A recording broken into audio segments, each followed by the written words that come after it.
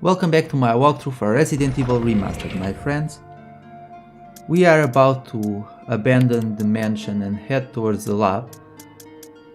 Make sure you carry both last books with you as well as the metal and stone objects, since we will need them.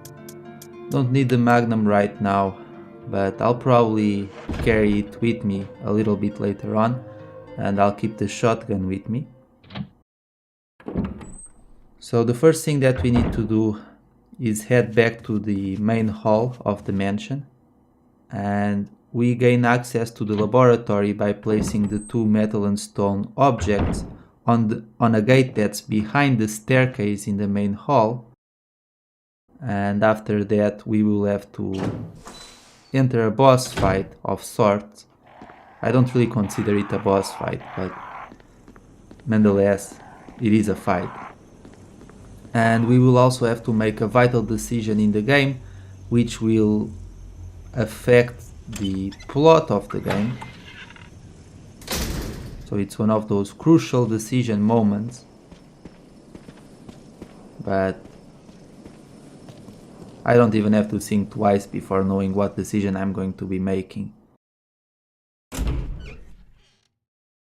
So let's start by heading down the steps and going around to the back of the staircase and placing both metal objects on the gate.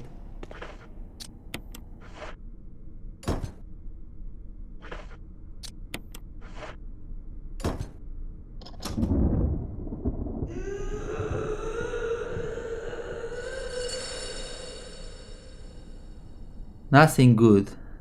I mean, I think everyone has understood by now that we're going to encounter Lisa Trevor once again. Let me just put my magnum in my inventory. Not that I need it, in fact I don't plan on using a single bullet for this upcoming fight. You might as well carry the Modisc with you as well, even though there's a chest near the entrance of the laboratory, so you can pick up the Modisc then.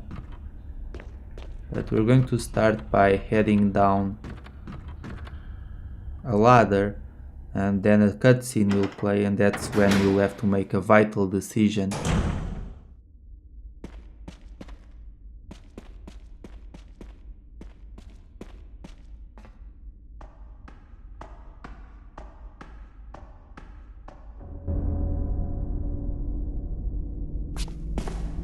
Jill, you're alive.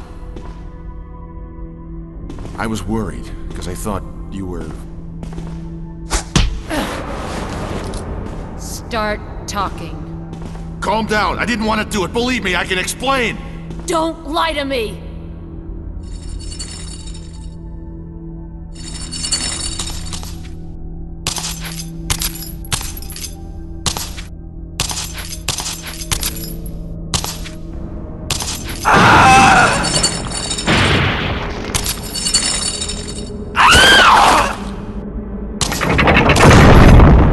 No time to talk. Jill, hand me my gun! Thanks, Jill. So if you choose not to give Barry his gun, he will die. And you will gain a picture of his family as a reward to remind you that you just killed a family man. I'm always going to save Barry, after all he helped Jill out a lot. Yes, he made one mistake, but it's really not his fault. And as you can see here, all that we need to do is push these stones to the ground, and that will trigger the next cutscene. Barry will distract Lisa, giving you enough time to push the stones to the ground.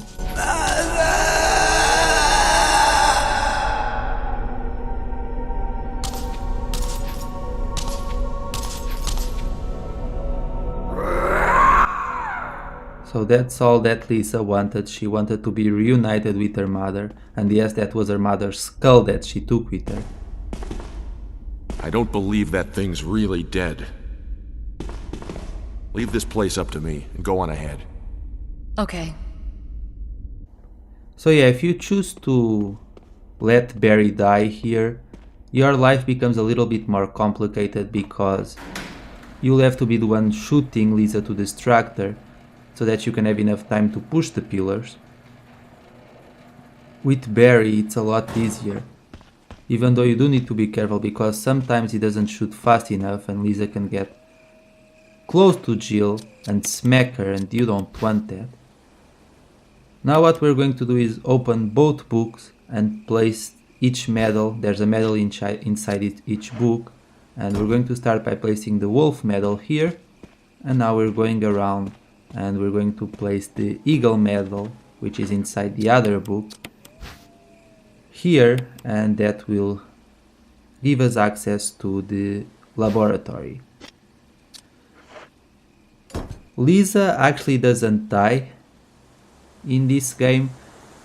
She actually dies in Umbrella Chronicles.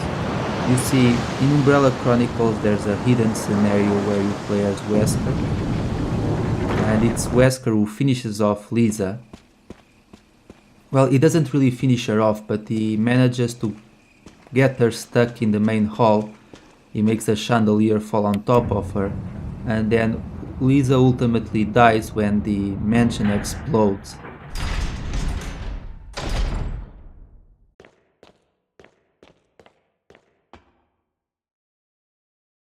A really tragic story.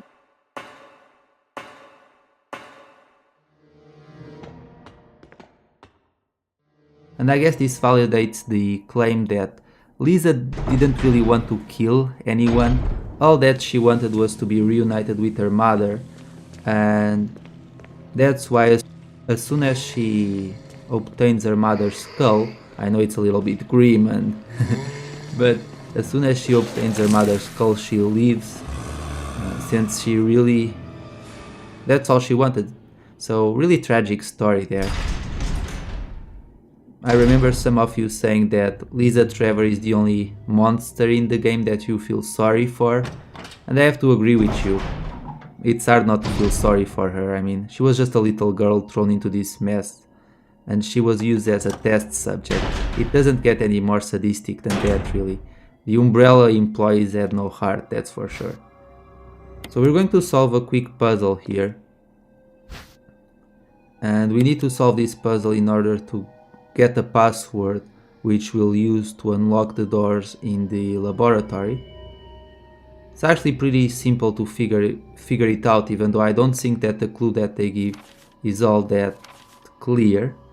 Let's start by reading this file, which is a letter to Ada Wong written by her boyfriend John. Yes, this is the same Ada that you encounter in Resident Evil 2 and in Resident Evil 4 and in Resident Evil 6. She infiltrated Umbrella and she started dating one of Umbrella's researchers, John in this case, in order to try and steal their information. And John, who apparently turned into a zombie, left this information for Ada. I imagine that Ada might have tried to infiltrate the mansion if the mansion wasn't destroyed. Actually, it's interesting that in Resident Evil 2 we encounter Ada in the police station, but nonetheless, she was a spy, but John never realized it. And by reading this file we obtain two more passwords, John and Ada, so we'll need to use those as well to be able to access the computer, which will allow us to unlock the doors. And now to solve this puzzle is really simple. We need to place the initials of the name of the people who these x-rays are from in order. So place Gail's x-ray in the end and place Clark's x-ray in the middle. And you can see the colon with a red color, the esophagus with a red color, the liver with a red color, and lastly the lungs with a red color. So if you combine all the initials of these organs, you'll get the word cell. So the word cell is the passcode for the computer, and that's the word that you need to input on the computer in order to unlock two doors in the lab. Let's just start by killing off this zombie his head will explode. There's a very high chance that this zombie's head will always explode, so he won't come back as a crimson head. And now we're going to head towards this door, and this is where we will input the codes. Make sure you pick up the magnum rounds on the floor. There's another file here, and this file essentially explains how the regular zombies turn into crimson heads. And even though we took care of the elder crimson head at the start of this walkthrough, only now do we gain some information on it. Not sure why they thought it was a good idea to put it in a coffin in the graveyard, but nonetheless, that's what they decided to do.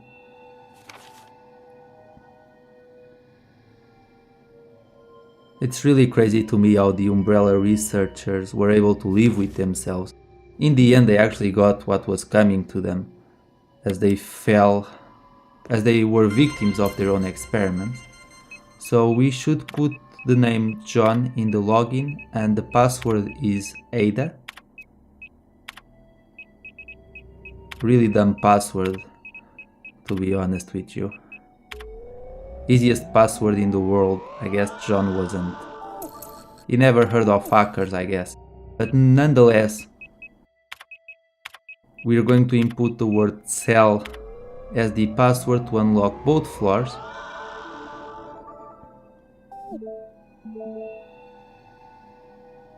And now we will go back up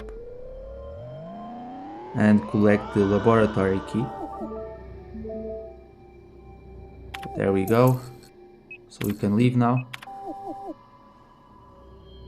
I bet John was one of those people who had his Gmail account hacked when there were all those passwords released a few months ago. I don't know if you guys are aware of that, but nonetheless, that's a very dumb password. Giving the name of your girlfriend. Plus, it would be very easy for Ada to check John's email, really. If she had suspicions that he was betraying her or cheating on her, it would be very easy for her to check. She probably didn't even need to come to Raccoon City, since all she needed to do was input her name to hack the guy's account. Oh well. So we're going to head back up the steps. There's going to be a zombie here in the corner. I am going to shoot him. It's possible to dodge him, but... And this guy will come back as a crimson head, but that's okay.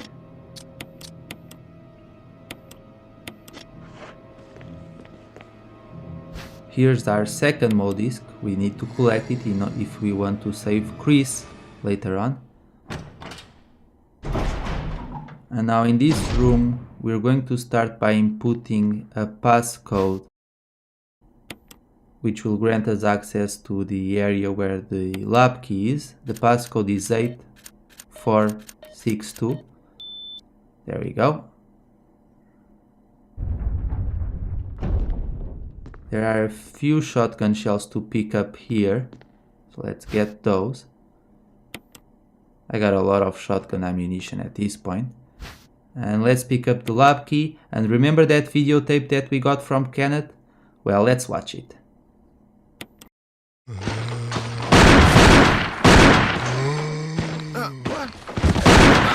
Get away from me!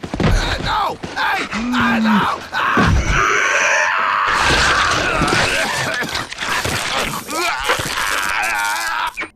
That's a little bit embarrassing, don't you think? So Kenneth has just demonstrated how not to approach a zombie in Resident Evil. I swear the guy was probably firing in the air. And even then he could have escaped the zombie. He had plenty of space to do it, but he's a member of the Bravo team after all, so maybe you can't expect that much from him. And look at this. Wesker. That's a picture of Wesker right there. And if we had any doubts, then there are no doubts left that Wesker is in fact working with Umbrella. And there is one more document to pick up as well as a map. I actually forgot where they were for a second here. Wait. Oh, here's the map and I already know where the document is now. Sorry about that. My memory, I guess, betrayed me. Here's the document. There we go. Security protocols. I knew that this document was here, but for a second there I even forgot to pick it up. Well, it happens, but now you guys know where it is anyway. Not that it adds a lot of information really. The only thing that it says is that A. Wesker, who is obviously Albert Wesker, is one of the researchers for Umbrella, but we already knew that Wesker was the culprit, considering we just saw a picture of him in sunglasses once again with his fellow researchers. This article sheds a little bit of light on it, and now we can head back outside, and we're going to insert one of the modisks right now so that we can save Chris later on, and after that this section is going to be done for. Don't worry about the zombie climbing up the steps. Remember that when they're climbing up steps they will always try and vomit, but even that action takes a little bit, so you have more than enough time to pass them. And now we're going to head through this side right here and through this door. Be careful, because inside this room there are 2 chimeras that you can encounter. Those are a new type of enemies who move very fast.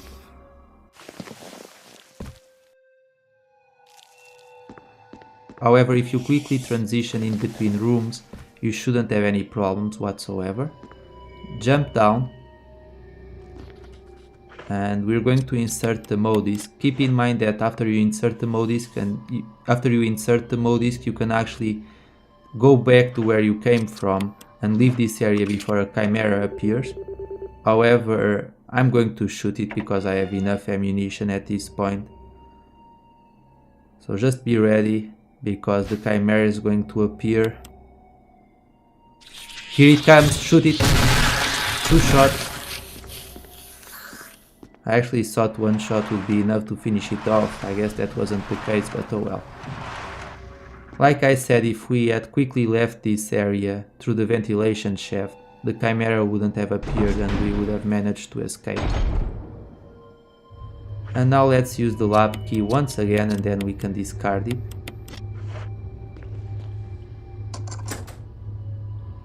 So yeah, we don't need it, let's get rid of it.